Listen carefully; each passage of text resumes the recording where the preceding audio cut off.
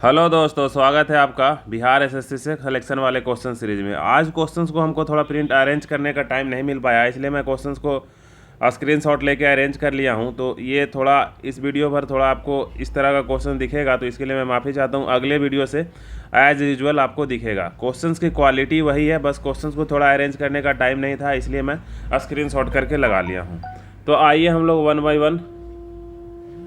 By one start करते हैं। तो आज का हमारा पहला क्वेश्चन है, निम्नलिखित घटनाओं को कालक्रम के अनुसार व्यवस्थित करना है आपको। ठीक है, तो देखिए दोस्तों, पहली घटना अमृतसर और चंपारण आंदोलन में अगर हम देखें तो हमको पता है कि 1917 में क्या हुआ था, चंपारण आंदोलन हुआ था। अमृतसर की घटना कब हुई थी? 1919 में हुई थी। अमृतसर की घटना 1919 में हुई थी। चौरी चौरा आपको पता होगा 1922 में हुआ था। हम आपको याद रखे थे, 2-2-4 याद रखना था, तो 4 फरवरी 2022 या 5 फरवरी भी कभी कभी एग्जाम में दे देता। और मोपला विद्रोह जो था 1921 में था। इस तरह से अरेंज करेंगे तो सबसे पहले हमारा चंपारण आंदोलन आ रहा है।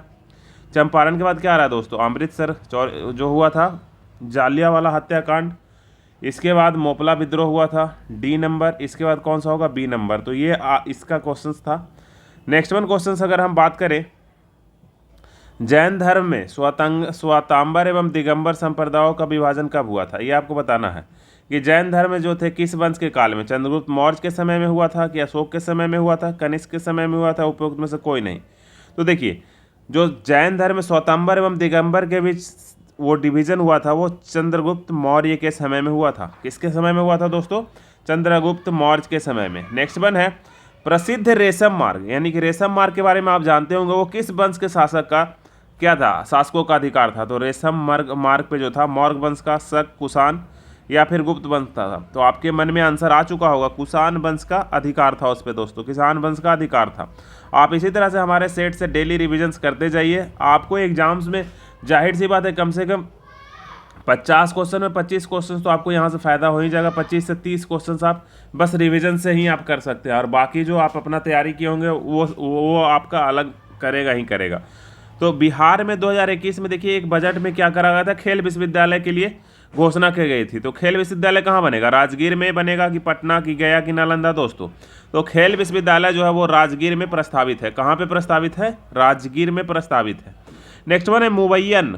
ठीक है, मुवैयन नामक पद शैली जन्मदाता बाबर ने अपनी आत्मकथा तुझे की बाबरी में जो लिखी है, वो किस भाषा में लिखी हुई है आपको बताना है। फारसी भाषा में कि उर्दू भाषा में कि तुर्की भाषा में कि अरबी भाषा में? तो हमको पता है कि तुझे की बाबरी जो किस भाषा में है, तुर्की भाषा में है। तो वो उसमें जो भी लिखा हुआ रहेगा वो तुर्की भाषा में ही रहेगा। फर्दर आगे है, निम्नलिखित में से किस शैलकृत गुफाओं में 11 सिरों के बोधिसत्व का अंकन मिलता है? यानी कि कौन सी गुफा यहाँ पे दिया हुआ है, 4 गुफा, उसमें से बोधिसत्व का अंकन मिलता है, वो आपको बताना है। तो अजंता की गुफा में दोस्तों, कि एलोरा में, कि कान्हेरी में कि कार्ले में? तो आंसर है इसका कौन सा? कान्हेरी। जो लोग सोच रहे हैं वो सही है, बाकी लोग अपना करेक्ट कर लें। नेक्स्ट वन है, सरदेशमुखी की वसूली शिवाजी इसलिए करते थे क्योंकि वो महाराष्ट्र के पुश्तैनी सरदेशमुख थे। सरदेशमुखी राजस्व का कितना भाग वसूला जाता है? मतलब ये पूरा क्वेश्चंस में कहानी है, तो कहानी के पीछे मत भागिए। आप सरदेशमुख कितना था ये आपको बताना है। 1/4 था कि 1/3 था कि 1/5 था कि 1/10 था? तो आंसर आप बताइए कितना था दोस्तों। तो सबके मन में आंसर आ गया होगा। आंसर कितना था? 1/10 इसका। नेक्स्ट वन कह रहा है, मराठों एवं अवध शाह अब्दाली के मध्य लड़े गए पानीपत के तृतीय युद्ध के समय पेशवा कौन था? आप समझिए, यहाँ पे क्वेश्चंस को थोड़ा बढ़ा दिया गया। पेशवा पूछ रहा है, माधवराव, बालाजी बाजीराव या बालाजी बाजीराव प्रथम या सदाशिवराव भाऊ? तो कौन थे दोस्तों उस समय? बालाजी बाजीराव थे। कौन थे? बालाजी बाजीराव। ठीक है। अब कह रहा है, कृष्ण नदी पे श्री सैलम बांध किस राज्य से संबंधित है? तो कृष्णा नदी है कहाँ पे? केरल में। तो श्री सैलम बांध भी है कहाँ पे? केरल में है दोस्तों। ये छोटा छोटा क्वेश्चंस आप डेली इस तरह का सेट एक देखते चलिए हमारे चैनल्स पे, फिर आपको जब तक एग्जाम आएगा तो क्वेश्चंस का तैयारी क्या होगा, बहुत ज़्यादा हो जाएगा। कह रहा है, किस झील को बिहार, मतलब ये बहुत इंपॉर्टेंट क्वेश्चन है दोस्तों। कह रहा है, किस झील को बिहार का ये क्या है? पहला और देश का 39वां रामसर साइट घोषित किया। यानी कि बिहार में पहला रामसर साइट घोषित किया गया किस झील को? यहाँ पे 4 झील का नाम दिया हुआ। पहला गोगीबिल झील कटिहार में है, जगतपुर झील भागलपुर में है, ठीक है, कुशेश्वरैया झील, ठीक है, कुशेश्वरैया स्थान झील दरभंगा में है, या कांवर झील बेगूसराय में है। तो ये 4 झील कहाँ है ये भी आपको याद रखना है। और इसका जो आंसर है दोस्तों वो बेगूसराय है। इसका जो आंसर है कौन सा है, बेगूसराय, यानी कि बेगूसराय में बिहार का पहला और देश का 39वां रामसर साइट घोषित किया गया है। तो ये बहुत ही इंपॉर्टेंट क्वेश्चन हो जाता है आपके एग्जाम के दृष्टिकोण से। कह रहा है निम्नलिखित में से किस राज्य में कुल संचित क्षेत्र का अधिकतम प्रतिशत तालाब से संचित होता है। सबसे ज़्यादा तालाब से कहाँ संचित होता है आपको बताना है। ए में आंध्र प्रदेश, बी में कर्नाटक, सी में ओडिशा और डी में जो है तमिलनाडु। तो कहाँ होता है दोस्तों, तो सबसे ज़्यादा जो तालाबों से खेती होती है ना वो तमिलनाडु में होती है। आपको आंसर याद रखना है, कहाँ, तमिलनाडु में होती है। कहाँ होती है दोस्तों, तमिलनाडु में। अब यहाँ पे कुछ सूची दी है, उसको मिलान करना है कि कौन सा जो पशु है वो कहाँ पे मिलता है। तो देखिए आपको बताना है। तो यहाँ पे हंगुल के बारे में हमको नहीं पता है, आपको भी नहीं पता होगा, मतलब हम ऐसा बता रहे हैं, मान लेते हैं एग्जाम में नहीं पता है, लेकिन जो पता है उसको तो मिला सकते हैं ना। तो उसको अगर मिलाते हैं हम तो यहाँ पे क्या हो जाएगा, भारतीय सिंह, लायन। तो लायन का सबको पता है वो कहाँ पे मिलते हैं, गिर वन में मिलते हैं, गुजरात में। ठीक है, बाघ जो है कहाँ पे है, सुंदरबन में है। बाघ कहाँ पे है दोस्तों, सुंदरबन में है। और राइनोसोर कहाँ पे है, काजीरंगा में प्रसिद्ध है। तो आपको तो ऐसे ही आंसर मिल गया ना। ए का कौन हो गया, ए का दूसरा हो गया क्योंकि यही बच रहा है। बी का कौन सा हो गया, तीसरा नंबर हो गया। सी का कौन सा हो गया, चौथा। और डी का क्या हो गया, राइनोसोर जो है काजीरंगा में, एक सींग वाला राइनोसोर भी कहाँ मिलता है, काजीरंगा में मिलता है। नेक्स्ट बना संतोपंथ ग्लेशियर अवस्थित है, कहाँ पे है ये आपको बताना है दोस्तों। ठीक है, कि संतोपंथ ग्लेशियर जो है कहाँ पे, अरुणाचल प्रदेश में है, कि सिक्किम में है, कि हिमाचल प्रदेश में है, कि डी नंबर उत्तराखंड में है, KHND उत्तराखंड में। अब बताइए कहाँ पे है दोस्तों। तो ये जो संतोपंथ ग्लेशियर है दोस्तों वो सिक्किम में है। आपको याद रखना संतोपंथ ग्लेशियर कहाँ पे है, सिक्किम में है। हम बोलने के बाद थोड़ा देर इसलिए रुक जाते हैं ताकि आप उतने देर में अपने मन में आंसर सोच लीजिए। अपने मन में आंसर क्या कर लेना है, आपको सुनकर सोच लेना है। अब निम्नलिखित में से कौन सा संसदीय कार्य विधि भारत की देन है, यानी कि जिसका मतलब कि जो भारत में जनरेट हुआ है, यानी कि भारत में उसको जनरेट किया गया। सी नंबर ऑप्शन है शून्यकाल, और जो डी नंबर है आपका उसका नाम है गिलोटिन। तो शून्यकाल जो है भारत में जन्म दिया गया। शून्यकाल जो है उसको भारत में खोज किया, मतलब भारत में बोलचाल की भाषा में बोला गया, फिर उसको शून्यकाल बना दिया गया। नेक्स्ट वन है भारतीय संविधान की प्रस्तावना में न्याय शब्द का प्रयोग किस अर्थ में किया गया है। न्याय के बारे में मतलब क्या है, तो यहाँ पे 4 ऑप्शन है। सामाजिक, आर्थिक और राजनीतिक न्याय के लिए कहा गया है, पद और अवसर की समानता के लिए कहा गया है, पूर्ण न्याय के बारे में कहा गया है, आर्थिक और राजनीतिक न्याय के बारे में कहा गया है। तो देखिए भारतीय शब्द में प्रस्तावना में न्याय शब्द जो है ना सामाजिक, आर्थिक और राजनीतिक न्यायकरण के बारे में बात किया, यानी तीनों चीज़ के बारे में एक साथ व्याख्या किया गया, सामाजिक के बारे में भी, आर्थिक के बारे में भी और राजनीतिक के बारे में भी। समझ गए। फर्दर आगे है कि वित्त आयोग की संस्तुतियाँ, यानी कि वित्त आयोग जो है संस्तुतियाँ वो क्या होता है, स्वीकृत सरकार द्वारा स्वीकृत, मतलब कि राष्ट्रपति पर बाध्यकारी होती है, पहला ऑप्शन है। दूसरा राष्ट्रपति में बाध्यकारी नहीं होती है। तो पहला 2 ऑप्शन राष्ट्रपति के बारे में पूछा है। तीसरा और चौथा देखिए पारस्परिक रूप से समानता स्वीकृत हो जाती है, यानी कि जैसा वो स्वीकृति आती है उसको स्वीकृत कर दिया जाता है, वित्त आयोग जो कहता है उसको मान लिया जाता है। और चौथा है सरकार द्वारा सुविधा अनुसार स्वीकृत या अस्वीकृत कर दी जाती है। तो ये ऑप्शन सही है। जो वित्त आयोग अपनी संस्तुतियाँ देता है, यानी कि अपनी रिकमेंडेशन देता है, वो सरकार अपनी सुविधा या असुविधा के अनुसार क्या करती है, उसको लागू या हटाती है। कह रहा लोकसभा का 5 वर्ष का समान कार्यकाल समाप्त होने से पहले इसे कौन भंग कर सकता है बताइए। तो प्रधानमंत्री भंग कर सकता है, राष्ट्रपति स्वतः भंग कर सकता है, या राष्ट्रपति प्रधानमंत्री की सिफारिश पर, या राष्ट्रपति अध्यक्ष की सिफारिश पर। तो आंसर आप सोच चुके होंगे कौन सा है दोस्तों, सी नंबर, राष्ट्रपति प्रधानमंत्री की सिफारिश पे ही भंग कर सकता है। फर्दर आगे है भारतवर्ष के लिए एक संघीय ढांचे को सर्वप्रथम किस अधिनियम में प्रस्तुत किया गया था। ठीक है, भारतवर्ष के लिए एक संघीय ढांचे को सर्वप्रथम किस अधिनियम द्वारा प्रस्तुत किया गया था। तो भारतवर्ष को 1909 के अधिनियम द्वारा एक संघीय ढांचे के रूप में प्रस्तुत किया गया था, ये आपको याद रखना है। कह रहा मंत्रिपरिषद से त्याग करने के लिए मंत्री को किसे अपना त्यागपत्र का संबोधन देना पड़ता है बताइए। मंत्रिपद से अगर कोई परिषद त्याग करना पड़ता है तो संबोधित किसको करेगा, तो संबोधित राष्ट्रपति को करेगा। ठीक है, और वो प्रधानमंत्री के थ्रू जाता है। एक सेकंड हम इसको कंफर्म कर लेते। हाँ तो दोस्तों इसका क्वेश्चन सही है, आंसर सही है कि राष्ट्रपति के नाम से संबोधन होगा। फर्दर आ गया, कंपनी द्वारा लाभांश की घोषणा की जाती है, मतलब कंपनी द्वारा लाभांश की घोषणा कब की जाती है, मतलब किस पूंजी पे की जाती है, इसका क्वेश्चन का है। तो निर्गमित पूंजी पे, अधिकृत पूंजी पर, अरे तो इसमें यही है, तो निर्गमित पूंजी पे, अधिकृत पूंजी पे, अभिदत्त पूंजी पे या कुल प्रयुक्त पूंजी पर। तो देखिए कंपनी द्वारा लाभांश की घोषणा जो की जाती है वो अधिकृत पूंजी पर की जाती है। किस पूंजी पे दोस्तों? अधिकृत पूंजी पर की जाती है। फर्दर आगे अगर हम बात करते हैं कि निम्नलिखित अनुच्छेदों में से कौन एक राज्य सरकार को ग्राम पंचायत को संगठित करने के लिए निर्देशित करता है?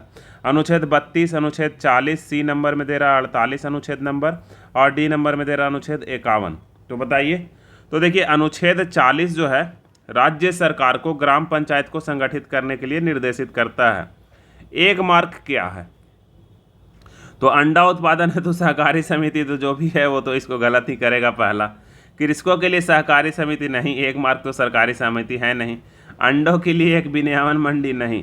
गुणवत्ता गारंटी का मोहर, एक मार्क जो है किसी भी मतलब किसी भी चीज़ के गुणवत्ता के गारंटी का मोहर है एक मार्क। गुणवत्ता के गारंटी का क्या है? गुणवत्ता के गारंटी का है मोहर है। फर्दर आगे अगर हम बात करें कि राष्ट्रपति के निर्वाचन में निम्नलिखित में से कौन भाग नहीं लेता है, तो ये भी बड़ा अच्छा क्वेश्चन है, इसमें अक्सर लोग कंफ्यूज हो जाते हैं। राज्य विधानसभाओं के निर्वाचित सदस्य, तो ये तो भाग लेते ही हैं, हम यहाँ पे पूछ रहा है नहीं लेते हैं। कह रहा है लोकसभा के निर्वाचित सदस्य, तो बिल्कुल लोकसभा के निर्वाचित सदस्य भाग लेते हैं। लोकसभा के गैर निर्वाचित सदस्य, तो हाँ ये सही है, लोकसभा के जो गैर निर्वाचित सदस्य है ये भाग नहीं लेते हैं। तो इसके हिसाब से आंसर कौन सा होगा? ये नहीं वाला तो पूछ रहा था, ठीक है, ये आपका सही हो गया। ये क्वेश्चन बहुत ध्यान में रखिएगा, ये क्वेश्चन अक्सर लोग गलत कर जाते हैं। नेक्स्ट वन है, किस राज्य में भारत के अपनी तरह की पहले और एशिया का सबसे बड़ा वैज्ञानिक पक्षी एटलस को लॉन्च किया? वैज्ञानिक पक्षी एटलस लॉन्च करने वाला ये करंट का क्वेश्चन है, बहुत ही इंपॉर्टेंट क्वेश्चन है। केरला में ऐसा हुआ था। किस में हुआ था? केरला में। नेक्स्ट में, जरावा जनजाति कहाँ पाई जाती है? जरावा जनजाति दोस्तों अरुणाचल प्रदेश में, मेघालय में, सी में मिजोरम में, और डी में है अंडमान एंड निकोबार। तो बताइए कहाँ पे पाई जाती है दोस्तों? तो जरावा जनजाति अंडमान निकोबार में पाई जाती है। कहाँ आती है? अंडमान निकोबार में जरावा जनजाति पाई जाती है। नेक्स्ट वन क्वेश्चन है, कह रहा है जो बैंक निपेक्षा बिना नोटिस के निकाले जा सकते हैं उसे कहा जाता है, क्या कहा जा सकता है बताइए? तो उसको हम लोग मांग निपेक्षा कहते हैं, मांग निपेक्षा कहते हैं। सॉरी, इस क्वेश्चन में 3-4 क्वेश्चन हमको अर्थशास्त्र का दिख रहा है, तो अर्थशास्त्र का क्वेश्चन इतना बिहार एसएससी में आता है नहीं है, तो जब हम सेट कर रहे थे तो इसको थोड़ा आज हम बताएं कि थोड़ा जल्दी में मैं क्वेश्चन सेट कर दिया हूँ, तो इसके लिए मैं माफ़ी चाहता हूँ। अगले दिन से एज यूजुअल जो आपको मिल रहा था वही टेस्ट मिलेगा फिर से। भारत के प्रधानमंत्री देश दशा दिशा के लेखक कौन है? ठीक है, तो ये लीसा सी जी हैं, रशीद किदवई हैं, राकेश मारिया हैं या पारो आनंद है? तो आपके आंसर आपका क्या है? रशीद किदवई जी हैं। ये कौन है? रशीद किदवई जी, यानी भारत के प्रधानमंत्री देश दशा और दिशा के लेखक रशीद किदवई जी हैं। निम्नलिखित में से कौन सा वर्गीकरण कच्ची सामग्री के आधार पर उद्योगों को वर्गीकृत है ना? तो जैसे कि लघु उद्योग उसको बोलते हैं कच्ची सामग्री के आधार पे, या आधारभूत उद्योग और उपभोक्ता बोलते हैं, प्राथमिक और द्वितीयक है, या कृषि पर आधारित और खनिज। यानी क्वेश्चन पहले समझिए, निम्नलिखित में से कौन सा वर्गीकरण कच्ची सामग्री के आधार पर उद्योग, यानी कच्ची सामग्री के आधार पर जो उद्योग लगा है उसको हम लोग आधारभूत उद्योग और उपभोक्ता कहते हैं, आधारभूत उद्योग और उपभोक्ता कहते हैं। फर्दर आगे है, मुद्रा अवमूल्यन का परिणाम होता है। मुद्रा अवमूल्यन का परिणाम क्या होता है? तो मुद्रा का जब अवमूल्यन कर देते हैं तो निर्यात में वृद्धि हो जाती है और भुगतान संतुलन में सुधार होता है। भुगतान संतुलन में क्या होता है दोस्तों? सुधार होता है। फर्दर आगे है, निम्नलिखित प्रस्तावों में से किस संदर्भ में, ये कुछ प्रस्ताव की यहाँ पे बात करी गई है कि निम्नलिखित प्रस्ताव में से किसके संदर्भ में संघीय बजट से है, मतलब संघ के बजट में जो केंद्र में बजट आता है उससे है। निंदा प्रस्ताव से है, ध्यानाकर्षण प्रस्ताव से है, कटौती प्रस्ताव से, स्थगन प्रस्ताव से है। तो आंसर कौन सा दोस्तों? कटौती प्रस्ताव से है। नेक्स्ट वन कह रहा है कि निम्नलिखित में से कौन सी पर्वत श्रेणियां केवल एक ही राज्य में फैली है? ये बड़ा अच्छा क्वेश्चन आपके सामने आ चुका है। अरावली की श्रेणियां हैं कि अजंता की श्रेणियां हैं कि सह्याद्री की श्रेणियां, सतपुड़ा? बताइए। तो इसका आंसर है अजंता। अजंता की जो पर्वत श्रेणियां हैं सिर्फ और सिर्फ एक ही राज्य में फैली हुई है। तिब्बत के पठार की औसतन ऊंचाई जो है समुद्र तल से कितनी है? तो तिब्बत की पठार की औसतन ऊंचाई जो है समुद्र तल से वो जो है 5 किलोमीटर। कितनी है दोस्तों? 5 किलोमीटर है। फर्दर आगे हम बात करें भारत के एग्रो इकोलॉजिक जोन्स, ठीक है, कृषि पारिस्थितिक जोन्स, ठीक है, कितने हैं यहाँ पे आपको बताना है कि कृषि पारिस्थितिकीय क्षेत्र कितने भारत में डिजाइन मतलब डिफ्रेंशिएट करके रखा गया है। डी नंबर जो ऑप्शन है उसमें 20 है, तो आंसर आपको याद रखना है 20। आंसर क्या याद रखना है दोस्तों? 20। नेक्स्ट कह रहा है भारत में निम्नलिखित क्षेत्रों में से कौन सा कपास का अधिकतम मात्रा उत्पादन करता है। भारत में सबसे ज़्यादा कपास कहाँ उत्पादन होते हैं आपको याद रखना है, तो ये बताना है। तो ये मान लीजिए एक छोटा सा रफ आइडिया हम भारत का ऐसे बना लेते हैं, नॉर्थ, साउथ, ईस्ट, वेस्ट। अब कह रहा पश्चिम और दक्षिण भारत, मतलब पश्चिम का मतलब यहाँ पे ये पूर्व हो गया, ये पश्चिम, ये उत्तर और ये दक्षिण। तो पश्चिम यहाँ पे और दक्षिण यहाँ पे, मतलब इधर के वाले पार्ट। उत्तर पश्चिम और पश्चिमी भारत, यानी कि इसमें 3 जोड़ दिया। उत्तर पश्चिम का मतलब ये तो हुआ ही, उत्तर और पश्चिम ये बेल्ट, और पश्चिम, उत्तर पश्चिम और पश्चिमी ये पूरा रीजन आ गया। तो यही इसका क्या है? आंसर है। यही इसका क्या है? आंसर है। कपास का उत्पादन यहीं पर अधिकतम मात्रा में होता है। फर्दर आगे है भारतीय उपमहाद्वीप पर ग्रीष्म ऋतु में उच्च ताप और निम्न दाब हिंद महासागर के वायु का आकर्षण करते हैं, जिसके कारण प्रवाहित होती है। अब देखिए क्वेश्चन को समझिए। भारतीय उपमहाद्वीप में जब गर्मी का सीजन होता है तो टेम्परेचर क्या हो जाता है? ज़्यादा हो जाता है, और प्रेशर क्या हो जाता है? कम हो जाता है, जिससे क्या हो जाता है? हिंद महासागर से वायु का आकर्षण करते हैं, यानी कि हिंद महासागर वायु को यहाँ से क्या करते हैं? घूमते हैं, जिससे कौन सा मानसून यहाँ पे आता है आपको बताना है। तो देखिए हिंद महासागर में तो इधर से इधर मानसून जाएगा, ऐसे भारत का नक्शा हम बनाए थे, तो इसको हम लोग दक्षिण पश्चिम मानसून बोलते हैं। इसको कौन सा मानसून बोलते हैं? दक्षिण पश्चिम मानसून बोलते हैं, ये आपको याद रखना है। पद्म भूषण सम्मान प्राप्त करने वाले भारत के पहले पैरा एथलेटिक का नाम बताना है। किसका नाम बताना है दोस्तों? पैरा एथलेटिक का नाम बताना है। तो ये जो थे देवेंद्र झझरिया थे, और देवेंद्र झझरिया जो है भाला फेंक यानी कि जैवलिन थ्रो से रिलेटेड हैं। नेक्स्ट वन है, सारा क्वेश्चंस मैंने ऐसा करा था, लेकिन जब पीडीएफ में कन्वर्ट किया तो आगे हो गया। एक क्वेश्चन मैं यहाँ लगाया था, एक क्वेश्चन यहाँ लगाया था, तो थोड़ा पता नहीं सॉफ्टवेयर कैसे उल्टा पुल्टा काम कर दिया, जिसके कारण थोड़ा परेशानी हुआ। तो आगे है निम्नलिखित में से कालक्रम सही अनुसार इसको बताना है कि पहले कौन सा समझौता हुआ था। तो आपको पता होगा कि पहले, अब इसका डेट हम आपको बता देते हैं, तब आपको ज़्यादा याद रहेगा। तो देखिए दोस्तों, सारा डेट मैं यहाँ पे अभी मेंशन कर दिया हूँ। ताशकंद समझौता 1966 में हुआ था। ताशकंद समझौता क्या हुआ था? 1966 में हुआ था, भारत पाकिस्तान के बीच, ठीक है। इसके बाद दूसरा जो है वो सोवियत संघ का समझे, जो सोवियत संघ से जो हमारी संधि हुई थी 1971 में हुई थी। 72 में शिमला समझौता पता ही है, ये भारत और पाकिस्तान के बीच हुई थी, जब बांग्लादेश से बाहर हुआ था। और फरक्का समझौता भी भारत और बांग्लादेश से हुई थी, जो 1975 में हुई थी, और अंतिम रूप से फाइनल 1996 में किया गया था। तो ये डेट थोड़ा याद रखिएगा, डेट था इसलिए मैं इसको रोक के लिख दिया। तो आंसर क्या हो जाएगा? पहले 4 नंबर हो जाएंगे, फिर क्या हो जाएंगे? 4 के बाद आपका कौन आ रहा है बताइए? मन में सोच चुके होंगे आप। तो 4 के बाद 2 आ रहा है, 2 के बाद कौन आ रहा है? 1 आ रहा है, 1 के बाद क्या आ रहा है? 3 नंबर आ रहा है। तो इसका आंसर ए हो जाएगा। फर्दर आगे बात करें कि निम्नलिखित में से किस राज्य में सबसे पहले सूर्योदय होता है। तो सबको पता है, बचपन से रटते आ रहे हैं, सूर्योदय का देश अरुणाचल प्रदेश। सूर्योदय वाला मतलब राज्य जो है अरुणाचल प्रदेश है। देश में हम लोग जापान के बारे में, अच्छा चलिए इतना ही आप याद रखिए। अलमाटी बांध किस नदी पे है? तो अलमाटी बांध जो है कृष्णा नदी पे है। अलमाटी बांध, ठीक है। माटी जो है मतलब कृष्णा भगवान से रिलेटेड रही है ना, ज़मीन से जुड़े हुए थे कृष्णा भगवान, तो अलमाटी हम मिट्टी से याद रखे हैं। आप भी याद रखिए कि अलमाटी बांध जो है वो कृष्णा नदी पे है, माटी कृष्णा। नेक्स्ट वन है, निम्नलिखित में से किस राज्य ने मार्च 2023 तक सभी घरों में नल कनेक्शन देने की योजना बनाई है? तो ये जो आंसर इसका है ये अरुणाचल प्रदेश। नल जल योजना कहाँ पे है? बिहार में है, आपको याद रखना है। विश्व खाद्य पुरस्कार 2021 से किस भारतीय को सम्मानित किया गया? विश्व खाद्य पुरस्कार 2021 से किस भारतीय को सम्मानित किया गया? तो डॉक्टर शकुंतला हरक-सी थिसलेट। भारत के बाहर विश्व के प्रथम योग विश्वविद्यालय कहाँ, मतलब का उद्घाटन कहाँ हुआ? कहाँ पे विश्वविद्यालय बना गया भारत से बाहर? तो लॉस एंजल्स में बना है। कहाँ बना है? लॉस एंजल्स में बना है। नेक्स्ट में है दोस्तों कि बिहार में प्रथम कांग्रेसी सरकार का गठन कब किया गया था? तो बिहार में प्रथम कांग्रेसी सरकार जो बनी थी 20 जुलाई 1937 को बनी थी। 37 में चुनाव हुआ था, आम चुनाव, जिसमें कांग्रेस भाग लिया था, आपको पता है। स्वतंत्र भारत के संविधान के अंतर्गत पहला आम चुनाव कब हुआ था? 52 में हुआ था। कब हुआ था? 1952 में हुआ था। बिहार में राज्य में कुल कितने जिले हैं आपको बताना? तो बिहार राज्य में कुल 38 जिले हैं। बिहार की यात्रा करने वाला प्रथम ब्रिटिश यात्री कौन था? तो बिहार की यात्रा करने वाले प्रथम ब्रिटिश यात्री जो थे रॉल्फ फिंच थे। कौन थे दोस्तों? Rolf Finch. नेक्स्ट वन है महापाषाण काल के बारे में आपको बताना है। तो महापाषाण काल है कौन सा है? महापाषाण काल 4 ऑप्शन यहाँ पे दिया हुआ है।